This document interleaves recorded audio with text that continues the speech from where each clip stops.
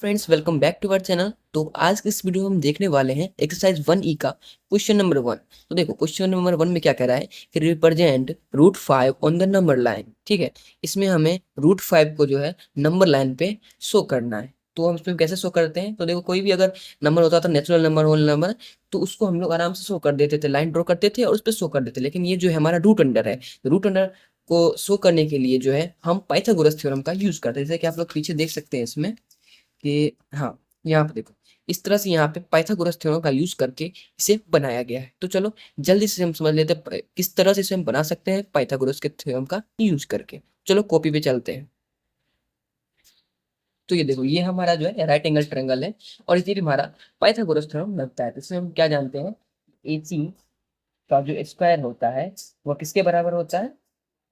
AB का square plus इस BC का स्क्वायर। ठीक है, तो इसके बारे में हम जानते हैं कि ये जो हमारा हाइपोटेनस होता है वो परपेंडिकुलर और बेस के सम के बराबर होता है। ठीक है, इसके बारे में यही जानते हैं। तो इसी का यूज करके हम लोग इसको नंबर लाइन पे शो करेंगे। देखो, रूट 5 क्या होता है हमारा, वो क्या है, हाइपोटेनस की तरह वर्क करता है यहाँ पे। ठीक है, यहाँ पे हमको इसको शो करना होता है और फिर यहाँ से अगर हम एक लाइन यहाँ से ड्रॉ करते हैं तो वो हमारा नंबर लाइन पे शो हो जाएगा।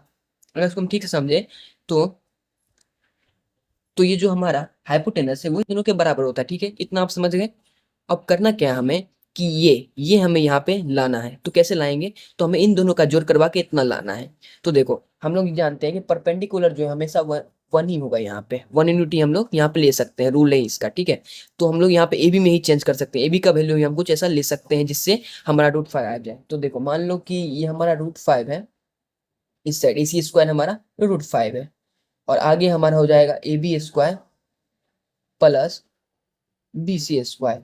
तो मान लो हम जो है ये रूट है इसको इस साइड ट्रांसफर कर देते हैं।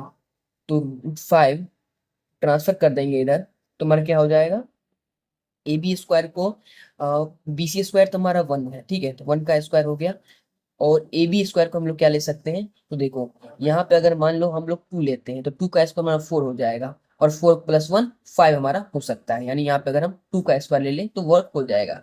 यानी अगर हम 5 इक्वल लिखते हैं 2 का स्क्वायर 4 प्लस 1, तो हो जाएगा ना हमारा 5 इक्वल रूट 5। ठीक है, ऐसा हमारा हो सकता है। यानी अगर हम एक की वैल्यू रूट 2 ले लेंगे और दूसरे की 1, तो आसानी से हमारा रूट 5 जो है नंबर लाइन पे शो हो जाएगा। चल गया कि हमारा जो रूट 5 का वैल्यू अगर हमको लेना है तो एक की वैल्यू में BC की वैल्यू 1 लेनी होगी और दूसरा जो है हमारा AB है उसका वैल्यू हम लोग 2 ले सकते हैं। ठीक है, तो 2 का स्क्वायर प्लस 1 5 हो जाएगा। यहाँ पे जैसे हमने प्रूफ कर दिया। तो इतना से आप ये समझते हैं कि अगर हमें रूट 5 लाना है या फिर कोई भी वैल्यू लाना है तो BC का वैल्यू यानी परपेंडिकुलर का वैल्यू तो फिक्स रहेगा, लेकिन हमें AB का वैल्यू निकालना होगा इसी रूल के हिसाब से, पाइथागोरस थ्योरम लगा के। चलो, ये तो हमारा निकल गया। अब इसको हम नंबर लाइन पे शो कर देते हैं कि हमारा बेस जो है 2 था, तो हम लोग अप्रोक्स 3 तक का एक नंबर लाइन ड्रॉ कर लेते हैं।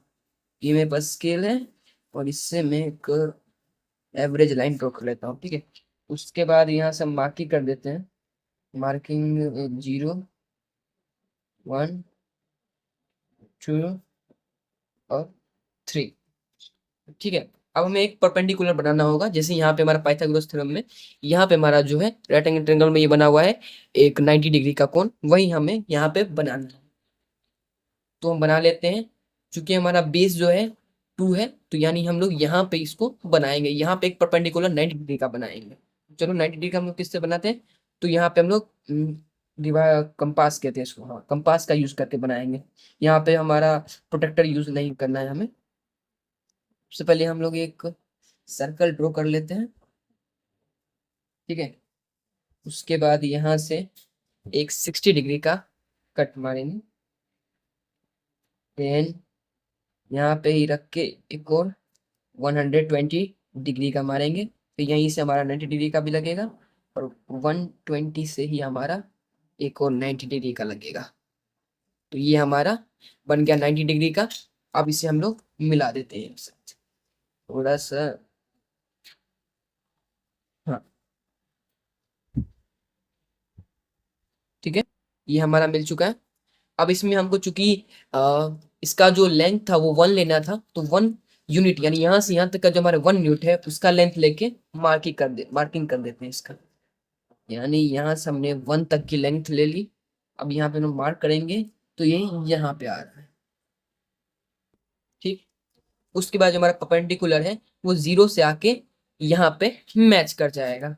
कैसे? तो देखो इस तरह से 0 से 1 में यहाँ पे हम लोग इसको रखते हैं, ये रहा यहाँ पे और ये यहाँ पे।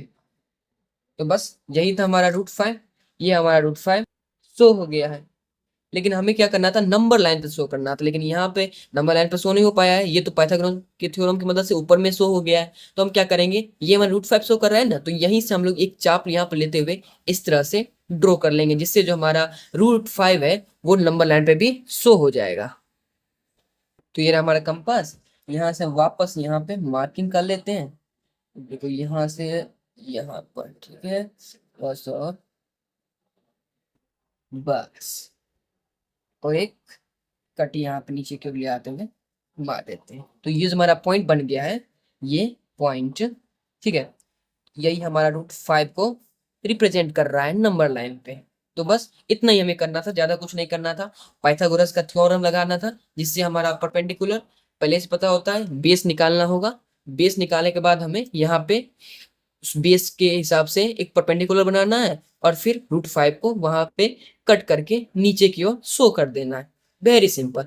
तो बस आज की इस वीडियो में इतना ही।